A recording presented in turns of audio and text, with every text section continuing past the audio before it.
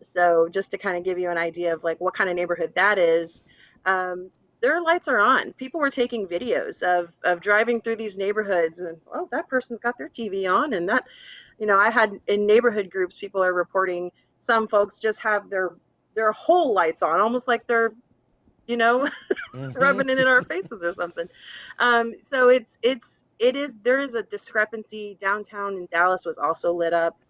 Um, and you can't help but notice these things.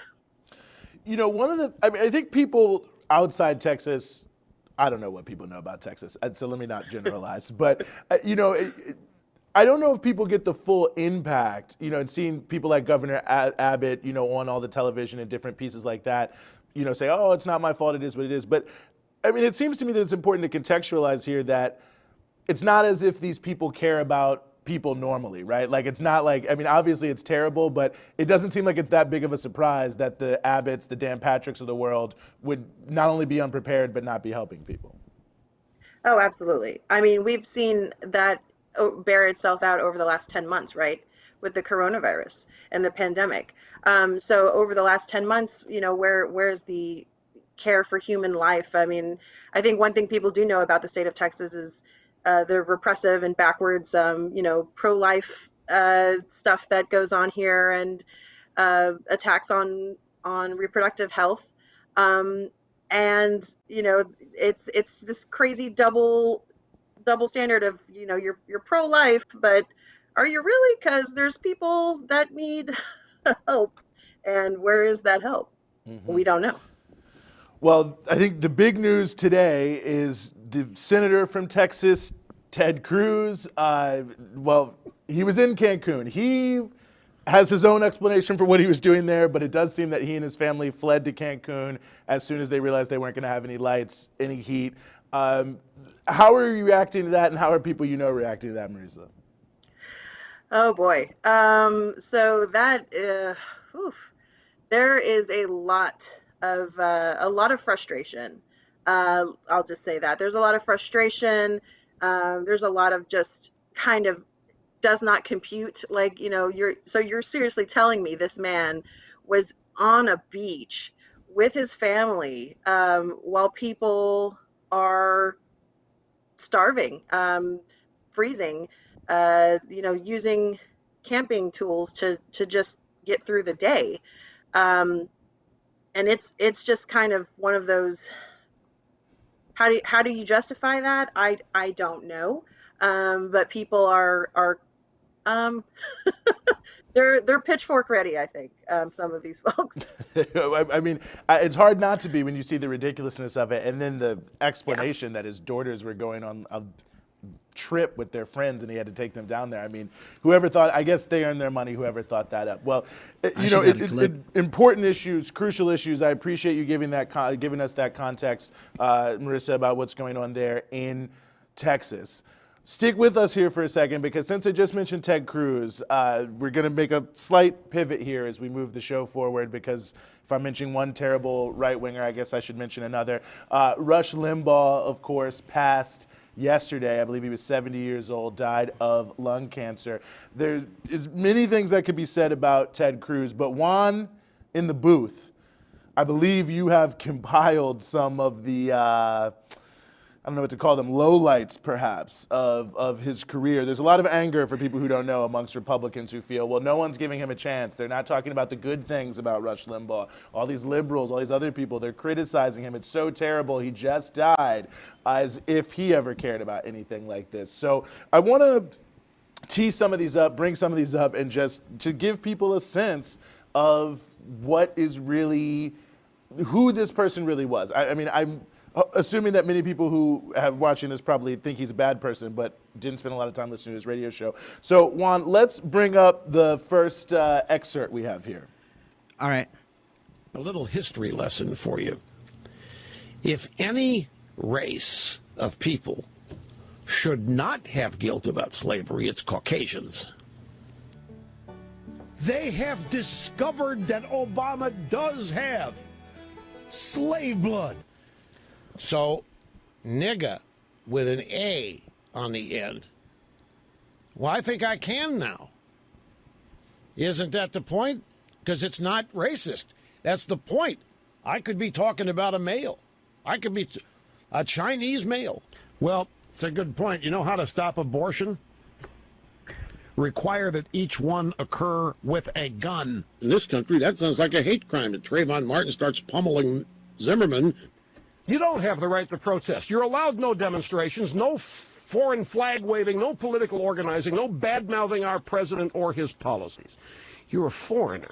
Shut your mouth or get out. And if you come here illegally, you're going to jail. How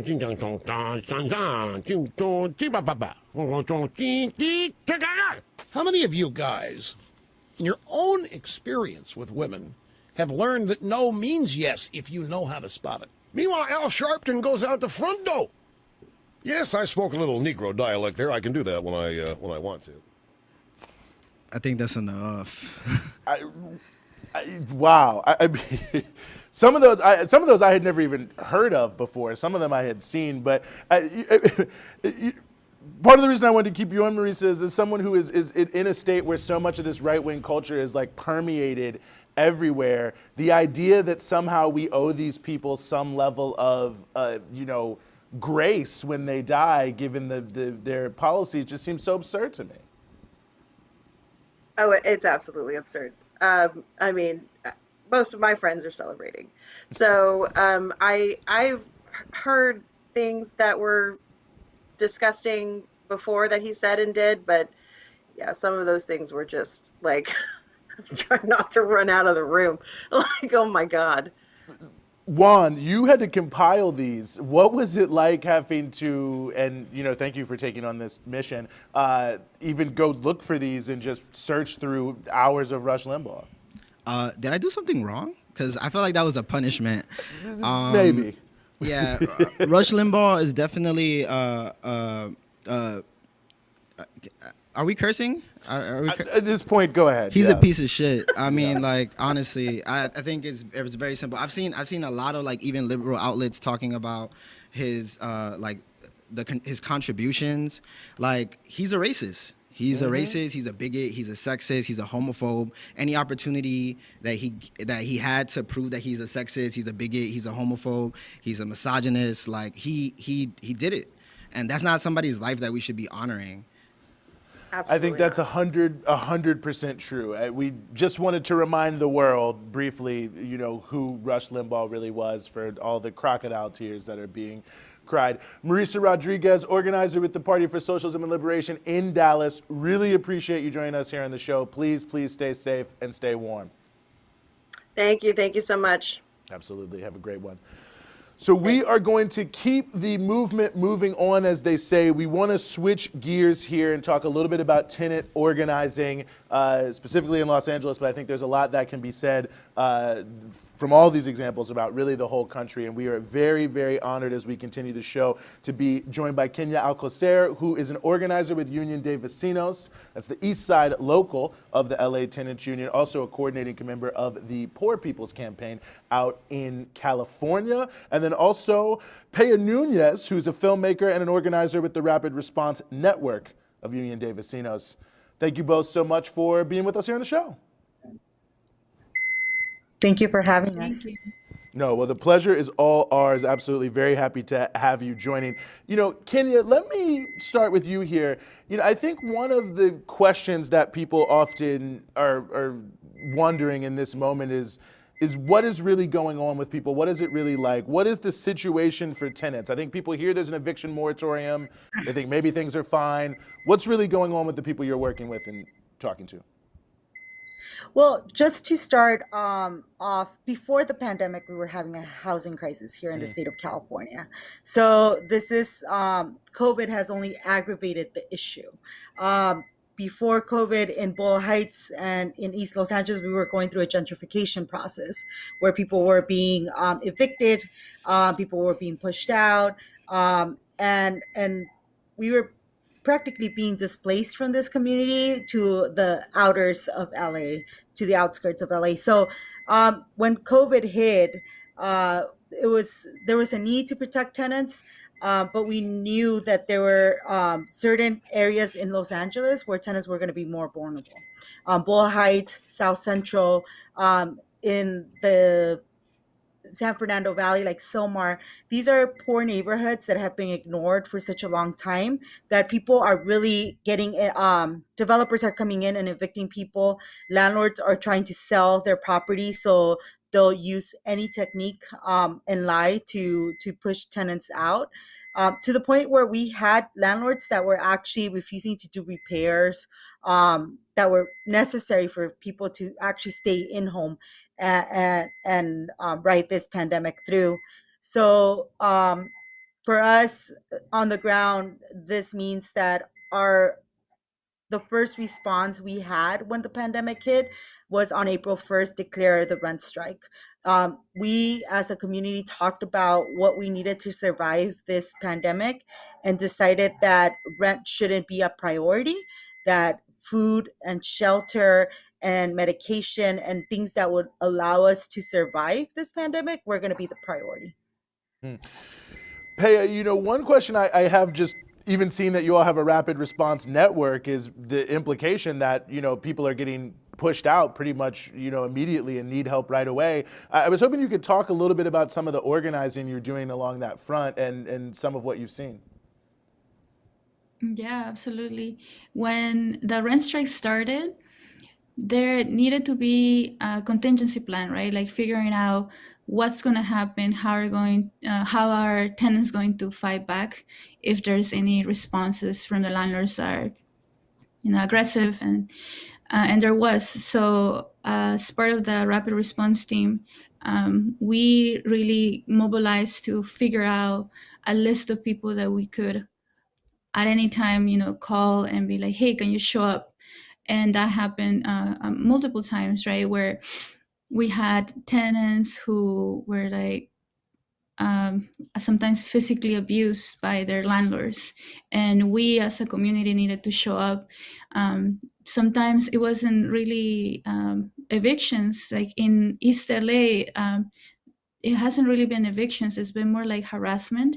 In Hollywood, there's been a lot of evictions, illegal evictions, right? And there is a moratorium, but landlords are still figuring out ways to work around it. And we needed to figure out how to be available and be ready whenever those actions will happen. So each of us has a network of 10 people at least to call upon and be ready to go. And we have been able to send the message that we are united as a community, as neighbors, and that these tenants are not alone. So landlords get the message that they need to respect the tenants' rights.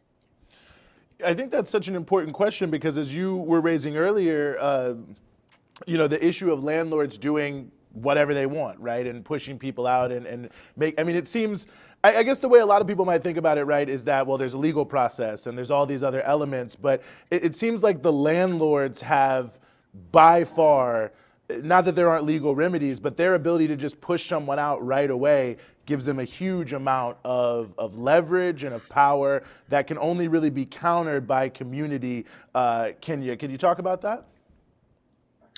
Yes, one of the things that we're organizing with different organizations across the board, one of them, it's Public Counsel, which is actually putting a lawsuit against the courts.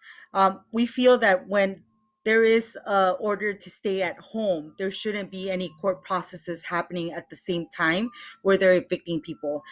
We've been fighting back against the sheriff's department specifically because they're the ones that carry out the order to lock out people.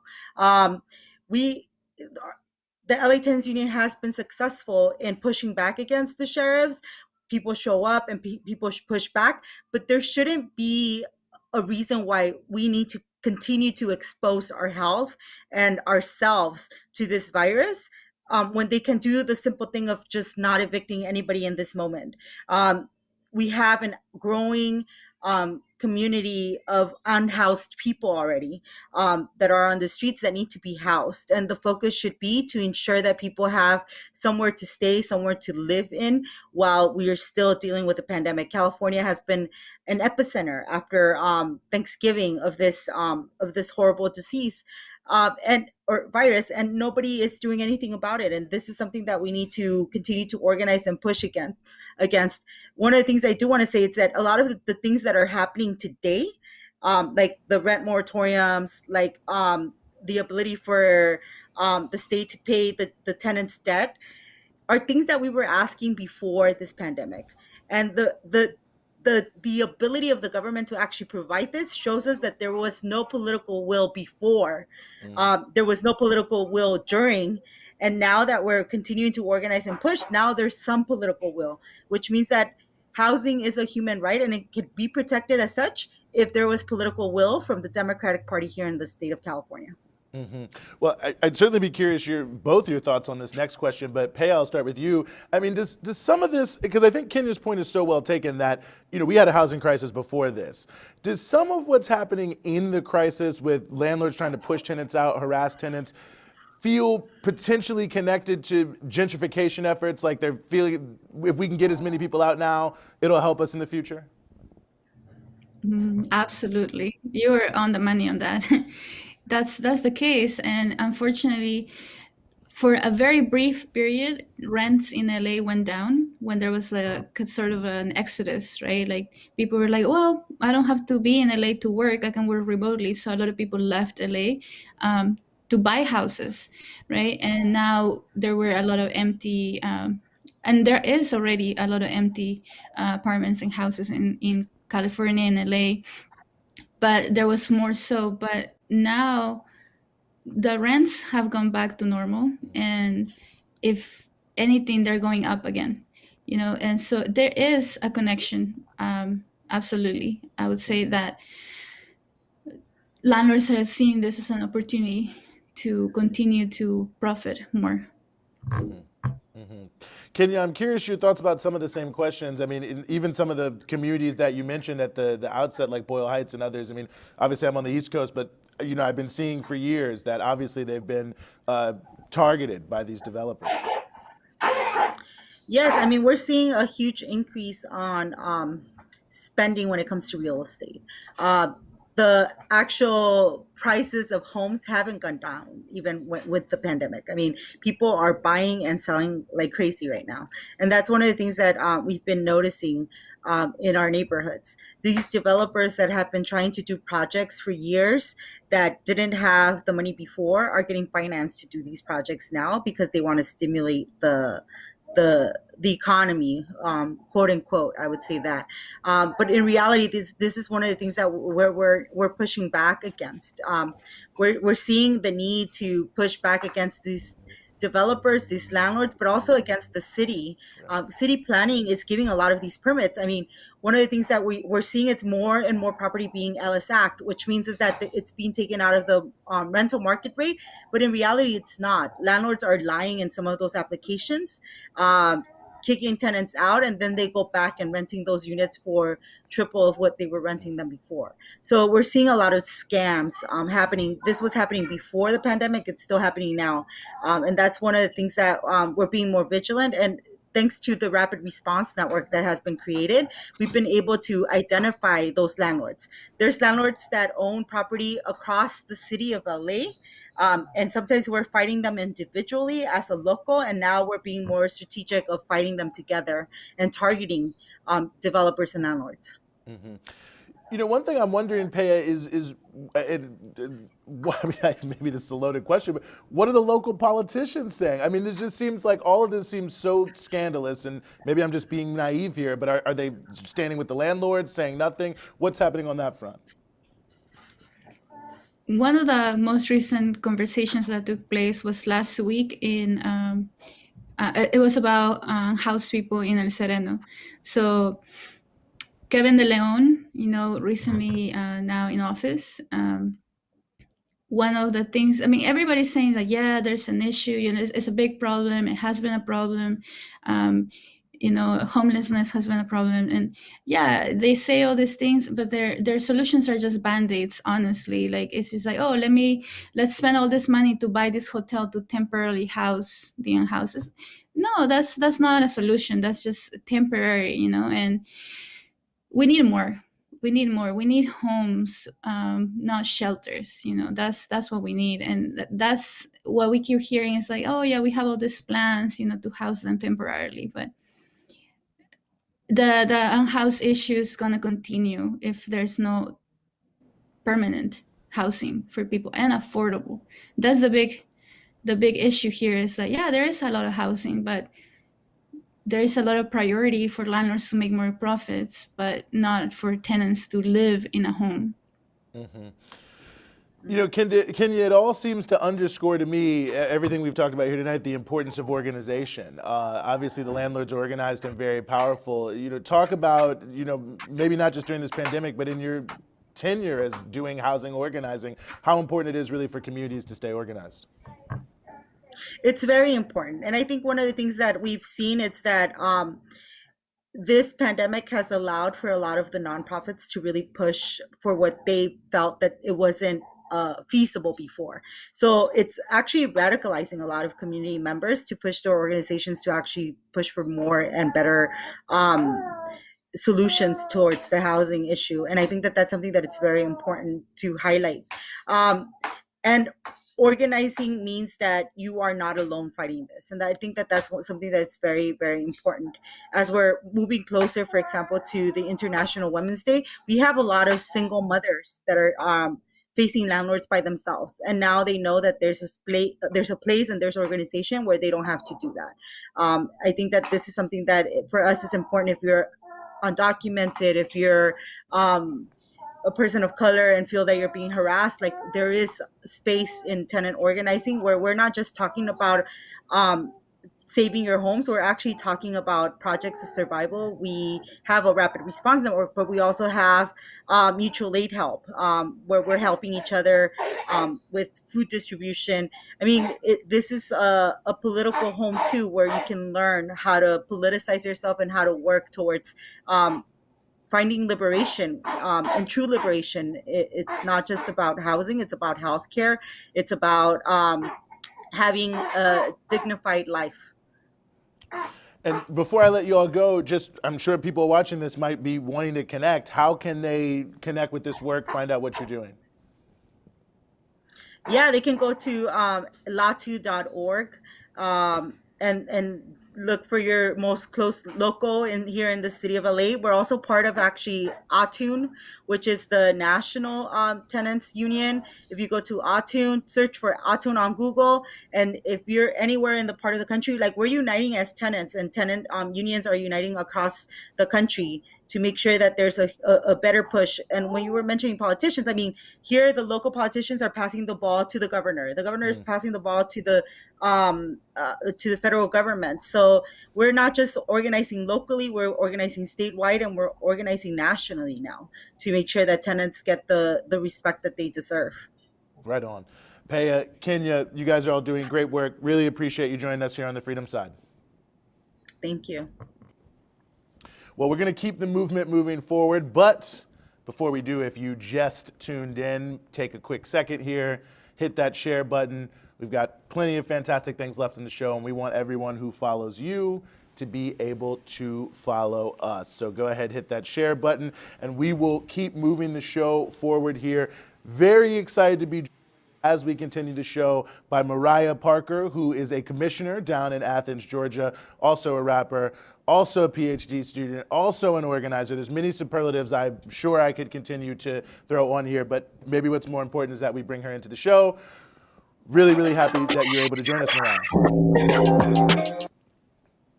Thanks for having me. It's a pleasure to be here. It's good no, to see the you pleasure again. is all ours. The pleasure is all ours. I wanted to start here with a story I just saw that seems particularly relevant to me this week because I think it was yesterday, in fact, in Congress, there was the hearing on H.R. 40, the bill that would study reparations. And in some of the work that you've been working on there in Athens, there was also what I would consider a relatively major admission that came from the commission there in Athens apologizing and recognizing what, in my view, can only really be called as a terroristic sort of act, what happened there in Lennon in the 1960s. Maybe the best place to start is if you could give us some context for what actually took place, and then I think I'd like to move into some of what happened this week. Sure. So in the 1960s, the University of Georgia conspired with the city of Athens and several legislators at the state and federal level to use eminent domain to destroy a Black neighborhood that was located pretty centrally in town as one of the smallest, or one of the strongest, but smallest enclaves of Black home ownership at the time, in a place where restrictive covenants still made it such that folks couldn't buy properties in these white neighborhoods. They came together and, working class Black folks were able to build a community. However, under urban renewal and in the interest of slum clearance, as they said, they moved people out through controlled fires, through intimidation, through all manner of white supremacist terroristic tactics, displaced these families, and many of these families unraveled in the aftermath of having their homes seized and their community torn apart. And so one of the families that lived in Lennon was able to move their house rather than see it burned to the ground before them, like a lot of folks who were living in Lennon at the time, moved their house across town into my district that I represent in the east side of Athens. And one of my constituents, 2 years ago, came to me and told me this story. And ever since then, we've been trying to connect with other descendants of Lennon, other former residents who were children in the 1960s and are now, in their 60s and 70s, to get this story out and also understand what redress and recognition could look like on their terms. And so a year ago, I introduced a resolution calling for the University of Georgia to partner with the city of Athens, not only apologize for the taking and the destruction of Lennon, but offer reparations in the form of participatory budgeting, of actual wealth redistribution to the families who's lost that generational wealth with their homes being taken from them, and other measures to help heal those who suffered considerable trauma as a result of this conspiracy. At the time, it was rejected by the Athens Clarke County Commission, but after a year of working with our attorneys, working with community organizers, doing a reparational audit to understand how much generational wealth was lost, figuring out within the confines of the Georgia State Constitution how we could get material redress for the losses these people suffered, we were able to pass the first act of reparations in the state of Georgia on Tuesday that grants participatory budgeting powers to the Lennon Committee, the descendants that who were impacted by the erasure of their neighborhood and of their homes in the 1960s. And so they are the only committee in the local government that can give direct recommendations on how we spend our money in the community in order to see that we have housing justice for future generations of Black Athenians, to see that other compounding issues of poverty, of income inequality, of lack of social services are redressed such that our communities moving forward are whole. And so it's been one of my greatest honors as an organizer to work with these folks, to learn from these folks, these elders in our community that went through this, and we have a lot of work to do from here. But I'm taking a little second to celebrate. It feels good. I think you should take a second to celebrate. I mean, it feels, I'm not even from Athens, and it feels great to me. I mean, it really spoke to me. I'm from Charlottesville, Virginia, another southern college town, supposedly liberal. And it just blew my mind because they did the same thing in Vinegar Hill at almost the same time, maybe 10 years earlier, same playbook. And you just see the impact over so many years of the things that have been done to Black America. And that's one thing I maybe wonder about, just going through this whole process for you. What are you reflecting on in terms of how we're addressing the issue of reparations in general? I mean, now it's coming up again before Congress, and I don't know if they will pass H.R. 40. Perhaps they will. I don't know what we'll get by that. But I think the conversation about what it could look like, what it should be, and the importance of reparations is now back in the, maybe to some degree, in the public eye. So I just wonder, having gone through this, how you're now sort of reflecting on the maybe broader process that I think all of us in Black America are consistently thinking about for the right reasons. Yeah, definitely. As we navigated this process and bumped up against some of the limitations put on us by the Georgia State Constitution, we have a clause in it called the Gratuities Clause that prevents us as a local government from giving direct money to private citizens. So like right now in coronavirus, we're not able to give stimmy checks like the federal government can because of the Gratuities Clause. And so our only recourse was to give these folks the power to help shape the way we spend our money on public goods. And so our investments in affordable housing, our investments in infrastructure like municipal broadband, our investment in social services, our investment in youth development and education programs. And so when we talk about like what reparations can look like, I think this is an interesting and informative process for us, because while it would be great to give these folks the wealth that was taken from them, ultimately that in a sense prioritizes the private accumulation of capital and the continuation of capitalism, which is not something I personally am interested in. And so thinking about how reparations can also take the form of a reallocation and a reinvestment into communities that have been historically underfunded as a matter of white supremacy, as another way to go about that. I think the question has been asked often, what can reparations look like? And I think we have provided a model, at least at the local level here, of something that could be done nationally, perhaps in tandem with actual, checks in the bank for folks to go out and buy a house or put down payment, on a car or get that education that's been holding them back. And so we are pushing as our next steps to have the Georgia State Legislature create an authority and like a committee of some sort to think about what reparations can look like as a state, and perhaps carve out some leeway within the Georgia State Constitution to provide opportunity for us to do that material redress to the private individuals whose lives were ruined by urban renewal. But I think of those things working together might be a really interesting recipe for how reparations could play out at larger scales than the local. But for now, we are pleased with the work that we have done to see those communities reinvested in as a way of righting the wrongs that were done to them in decades past. And as a commissioner, I think this is a really interesting initiative in many different ways. And it makes me also wonder, as someone else who also does not want to see capitalism strengthened, I think a lot of times when people are thinking about elected office, elected officials, people who are critical of capitalism, let me put it that way, there's a lot of focus on the limitations, which is right and real and relevant and important. But I'm wondering also how you're reflecting on, the role that someone can play that has, what I would call, let's say, non-sellout proclivities, somebody who's really trying to do the real thing, the role you can play and the things you can do in this kind of role. Yeah, I mean, some of my proudest accomplishments as a commissioner were honestly the failures that I learned from, but also like in failing, changed the public discourse around certain ideas.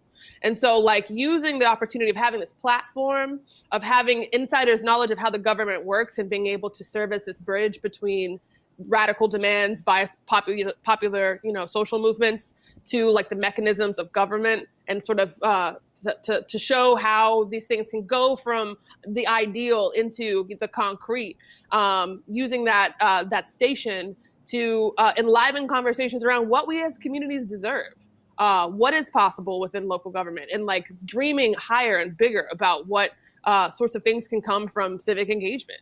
And so I try to use that as much as I can, knowing that planting that seed today of changing the way we think about things like police abolition or social housing, and the right to a fair living for every single person, no matter you work 40 hours a week and we don't work at all.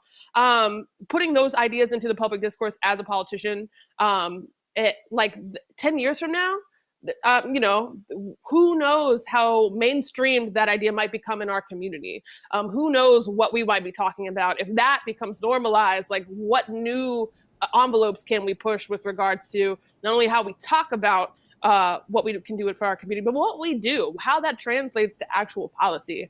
And so that's what I try to do outside, recognizing the lack of political will at times when comparing myself with some of my colleagues to do things like defund the police, knowing that pushing that conversation forward, using the power that I have as an elected official is still getting the ball rolling towards the policy prescriptions that our moment desperately calls for.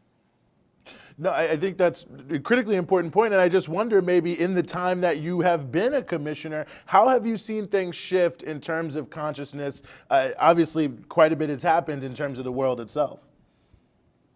I mean, I've seen a shift in the way that we as a government conceive our relationship to popular movements, creating new avenues for the public to engage in things like our budgeting processes, in collaboratively crafting policy and things like this that just didn't happen before, because there was this deeply ingrained divide between those who felt empowered and entitled to that kind of power and those that had to live the consequences of the policy that came from that.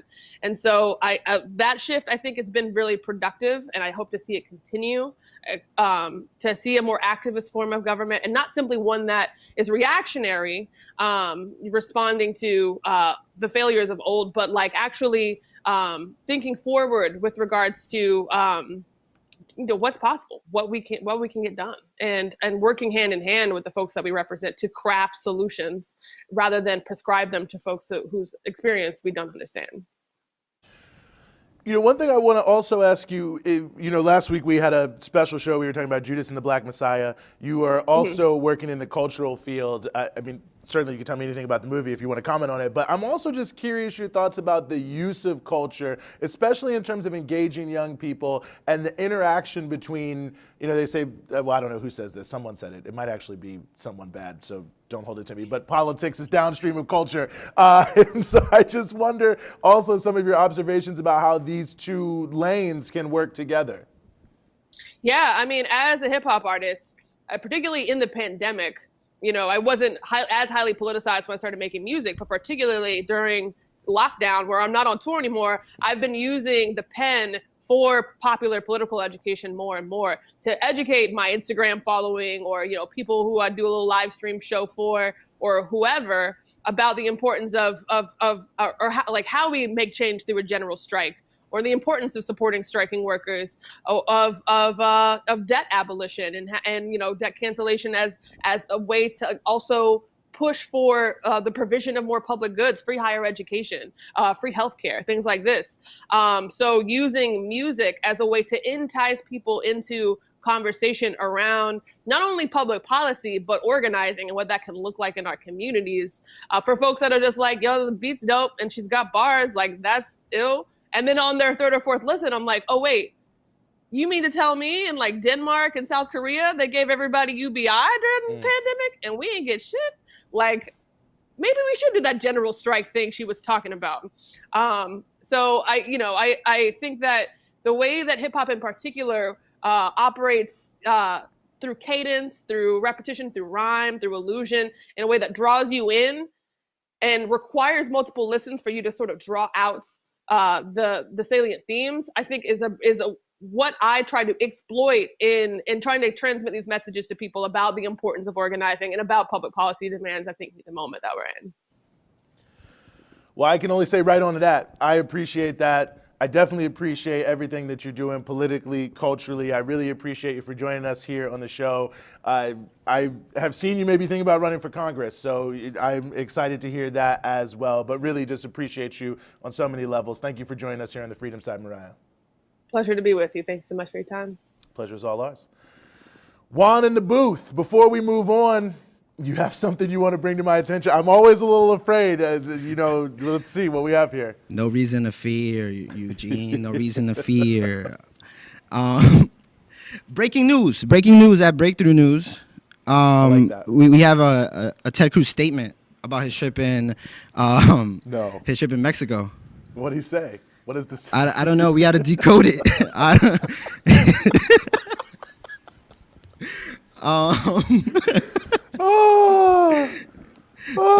I had to look to my right. We have the TV. For people who don't understand, well, I don't know why you want to explain. I don't want to explain. We also have a picture of Ted Cruz. Oh Lord, here we go. In Mexico.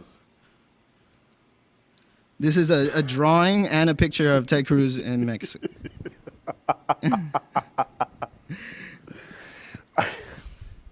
I appreciate that, Juan. For those who don't know, many have noted that Ted Cruz seems to look surprisingly like the Zodiac Killer. Not making any comments on whether he is, whether he isn't, just saying he was there. I guess I'm taking a page out of Trump's book. I'm not saying it. Other people are saying it. What was his dad doing with Lee Harvey Oswald? I'm sorry. I can't. Ted Cruz. Apparently, he just was taking his kids to, I mean, this is the most unbelievable story I've ever heard. So the power goes out, the heat goes out. Apparently his daughter's out of nowhere like, hey, our friends are going to Cancun. Can we go there on a trip? He takes what appears to be a bag for 6 days to just take them overnight and flies back. I don't know who came up with that, but that's your It's insane. It's insane. I feel like at this point, like anyone who like Ted Cruz, I don't know who those people are. Maybe fans of the Zodiac Killer. Anybody who had any like for Ted Cruz, like needs to like realize like this is a horrible person. He tried to play it off, but it was not happening. He said I was bringing my daughter down, and then he had the nerve to be taking Economy Plus back. I mean, at least sit in a regular seat. I mean, Eugene, don't hate the hustle, hate the game. I mean, you can't knock the hustle, I guess. I mean, he's getting free health care out of it. Many people do not know that. In Congress, they get free health care. So all these people who are like, no health care for everybody else, we don't want any Medicare for all, no government-funded health care, they're all getting government-funded health care. And trust me, it is very good government-funded health care. So just take that hypocrisy as you may. Juan, any other Cruz updates? That's it. Well, I appreciate that. We always want to break in. We always want to have breaking news. Take a quick second if you're still watching. We have another segment we want to come in. Hit that share button so everyone who's watching you can watch us, because we do want to move to a very, very important issue. The people of Haiti, the Haitian diaspora, are both in resistance and under attack.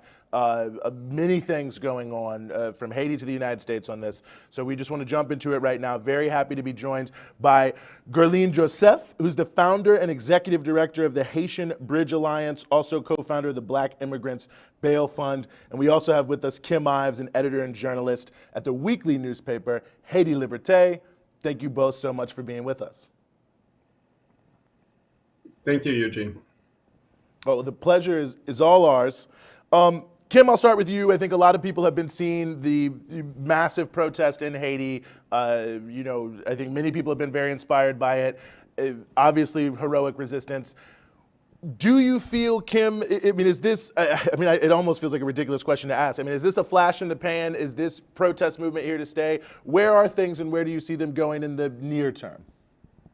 Well, we have no crystal ball, but for sure, this is the culmination, really, of the past 10 years of neo-Duvalierist rule in Haiti. Just to give the viewers and listeners a quick history, Haiti had a very brutal dictatorship for 30 years, from 1957 to 86, the Duvalier dictatorship. And 35 years ago, on February 7th, the dictator at that time, Jean-Claude Baby Doc Duvalier, fled the country. And that was conceived of as more or less the beginning of the modern Haitian democracy. And there were 5 years of turmoil, coups d'etats, governments coming in, military dictators, etc., which finally culminated on December 16th, 1990, with the election of a liberation theologian priest, Jean-Bertrand Aristide, who was inaugurated 5 years after Jean-Claude left on February 7th, 1991. And thereafter came 20 years of really, we could say, struggle with the empire and with the ruling classes of Haiti. There were 2 coups d'etats 7 months after his initial inauguration on September 30th, 1991. And then he was reelected again in 2000. This is Aristide. And he was overthrown 4 years later on February 29th, 2004. And each of those overthrows was followed by a foreign military occupation by the United Nations. It was basically fomented by the United States, which did the initial intervention each time with France and Canada, its two junior partners in Haiti. And in any case, so the result was really 20 years from 1991 till 2011. Jean-Bertrand Aristide, his original prime minister, René Préval, then Jean-Bertrand Aristide and his original prime minister, René Préval, alternated power. But then the earthquake came in 2010. It created an opening for the empire to come in. They basically rigged the election to make sure that Michel Martelly, a vulgar compas musician, would be elected. Neo-devaluerist, he'd been a big cheerleader of both coups d'etats in 1991 and 2004. And he came in through the good graces of then Secretary of State Hillary Clinton, who actually flew in the midst of the Arab Spring to Haiti to read the riot act to René Préval, say you got to put in Martelly. Martelly came in, and essentially his regime from 2011 till 2016 was checkered with just huge demonstrations. He came within an inch of being overthrown himself and managed to pass the baton to a transitional government and then to Jovenel Moïse, who is the current president. And Jovenel Moïse had the misfortune of coming into power at the same time as Donald Trump, we could say, because Trump immediately put sanctions on Venezuela, which had been providing Martelly, in fact, with funds through a thing called the Petrocaribe Fund. We can go more into that if we need to. And Jovenel didn't have it, so things started to get even worse under Jovenel. More repression, more corruption, more misery for the people. And that is coming to a head now because on this past February 7th, that is 11 days ago, he was supposed to have stepped down according to the Constitution. The Constitution says it black on white. It says he had to step down, and he didn't. And not only that, now he's trying to rewrite the Constitution so that he can maybe stay a second term, or who knows, maybe like Duvalier for life. So we're watching really the reinstallation of Duvalierism in Haiti, and the Haitian people are not having it.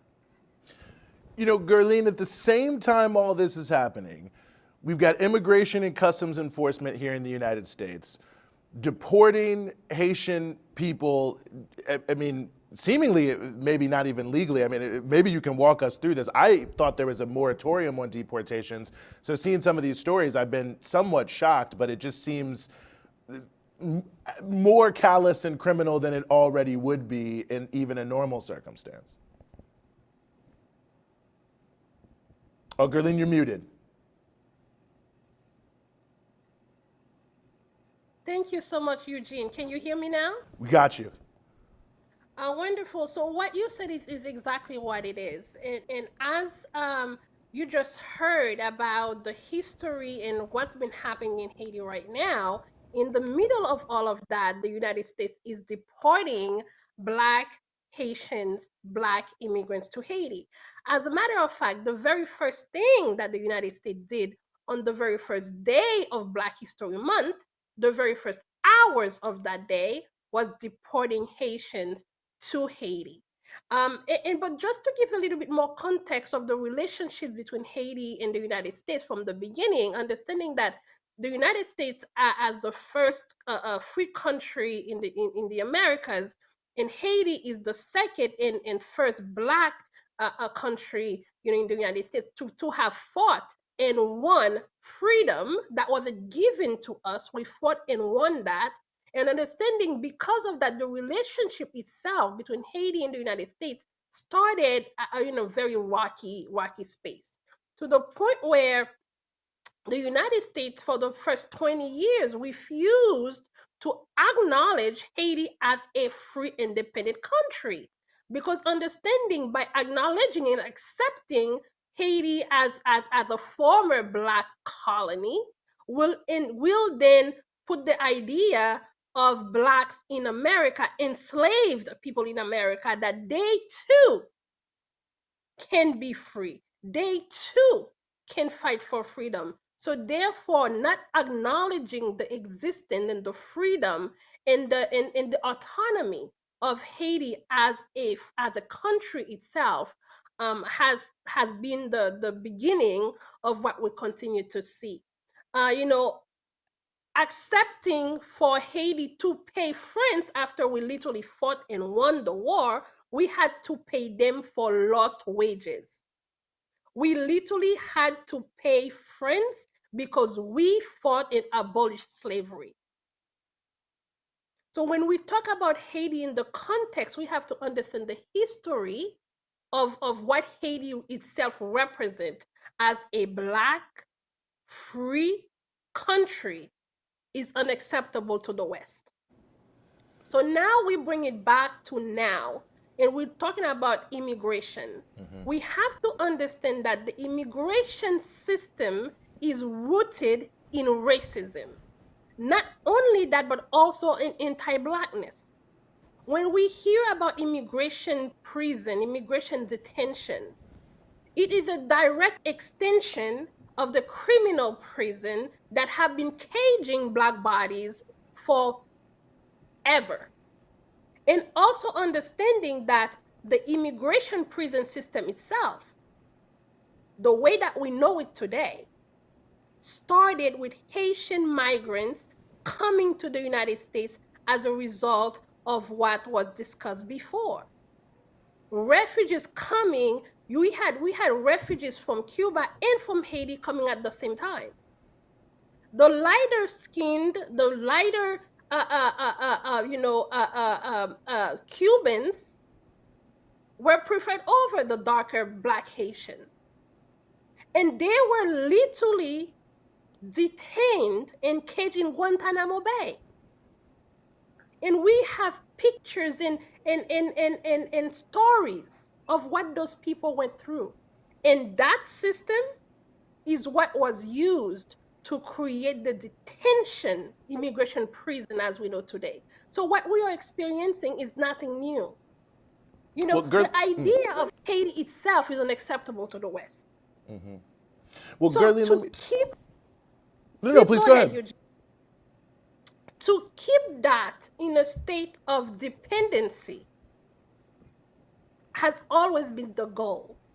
Now we see the Haitian diaspora in the United States having to deal with the stigma of AIDS carriers in the 1980s, completely dismantle and destroy the Haitian American community because we were unwanted.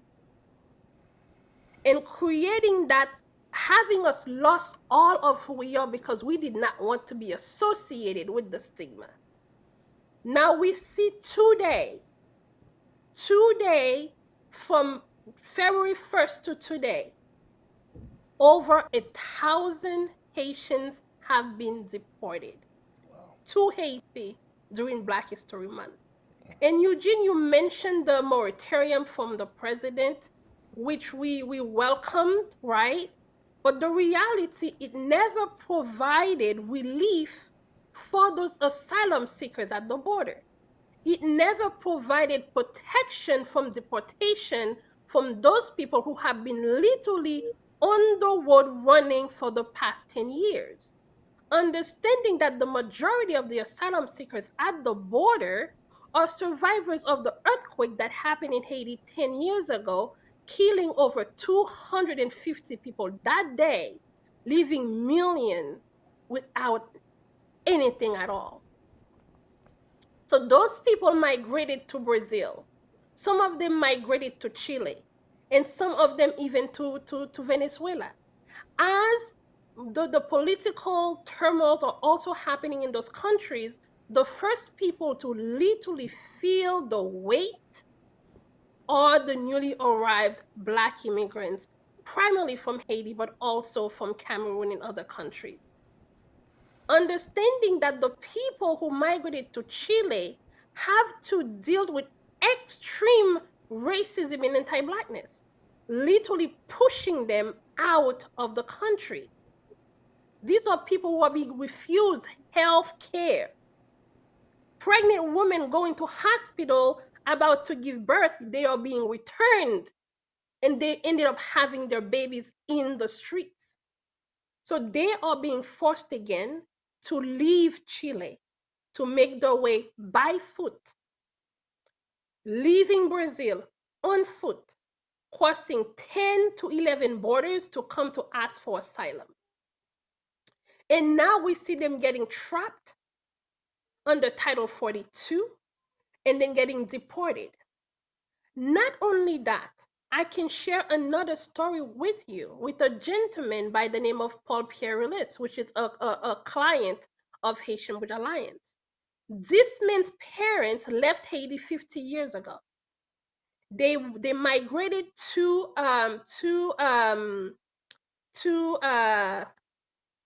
Saint Martin, the French part, and then they gave birth to him there. They then migrated from St. Martin to the United States when he was 5 years old. The man grew up as an American. He talked as an American. The only difference is that he wasn't born in the United States. Keep in mind that as a person without citizenship in neither St. Martin/France nor Haiti, his only home has been the United States. He has been going through his check-in with Ives, that's what they do, on January the 11th, literally the day before the memorial for the earthquake that I just mentioned. He was detained, imprisoned, and deported to a country he has never been to, a country his parents fled 50 years ago. Right now, as I'm speaking to you, he is in hiding because Haiti agreed in some way, shape, or form to have this man sent to Haiti. And we have experienced that with people who have been born in the Bahamas, where they do not have citizenship just because they were born in that specific country. Wow. And we are seeing this happening over and over. The thing that we are experiencing, the things we have been experiencing as Black immigrants in this country. And I tell people that just like our, African American brothers and sisters descended of slaves, which we too are descendants of slaves, our citizenship, our piece of paper do not protect us in the Black skin that we are in. Our communities are over-policed. And because of that, when we have a young man in a community where the police is literally on top of them, and they will get arrested for having a joint. And then that will be in the records. And if anything were to happen to them, that will then cause them to be deported after they have served their time. Wow. And I now mean, there's so many injustices that I think are laid out there. Compiling. Yeah, no, I mean, the list is compiling. I mean, it really, unbelievable stories in some ways, maybe not unbelievable, but certainly outrageous. Kim, I mean, the thing that is really striking to me is just sort of how consistently foreign policy, domestic policy, administration to administration, and I think Guerline spoke to this, that, I mean, it's just hard for me to shake the feeling, Kim, that Haiti and Haitians are really a targeted people when it comes to U.S. policy. Well, they're the other pole of this hemisphere. The United States, a country founded by slave owners; Haiti, a state founded by self-freed slaves.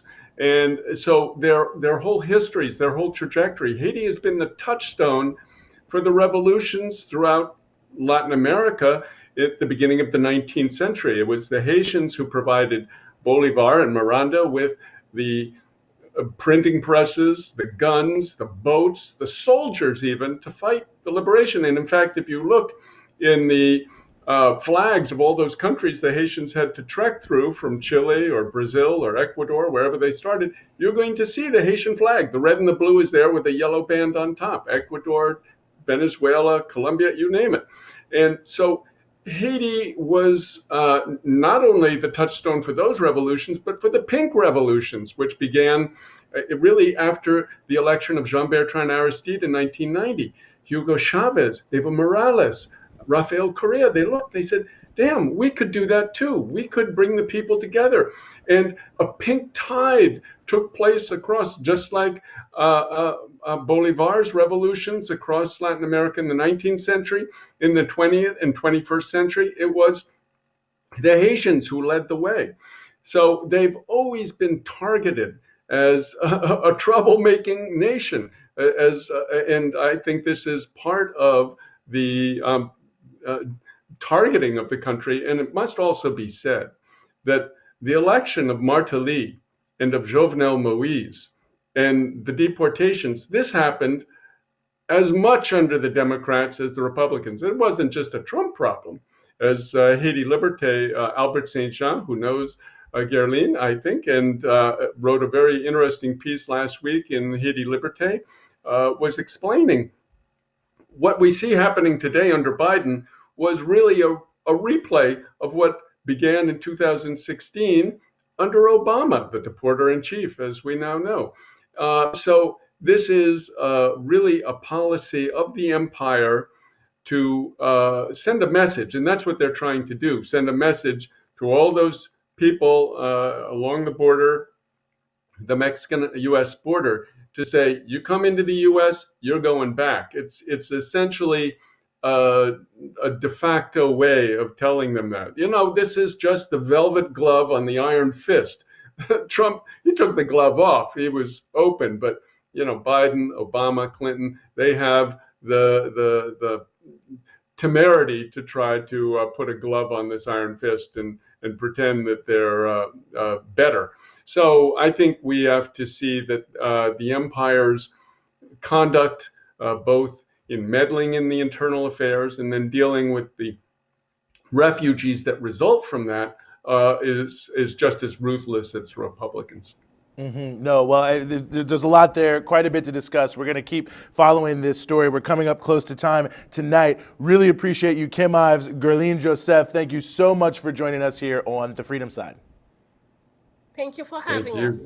The pleasure was all ours. And that is going to draw us to a close here on the Freedom Side, back on our regular time this week, 8 p.m. Eastern Standard Time on Thursdays. And we will be back with you next week at 8 p.m. Eastern Standard Time on Thursday. Thanks to everyone who watched here on the Freedom Side. Special thanks to everyone who shared. Don't forget that you can go to patreon.com/breakthroughnews.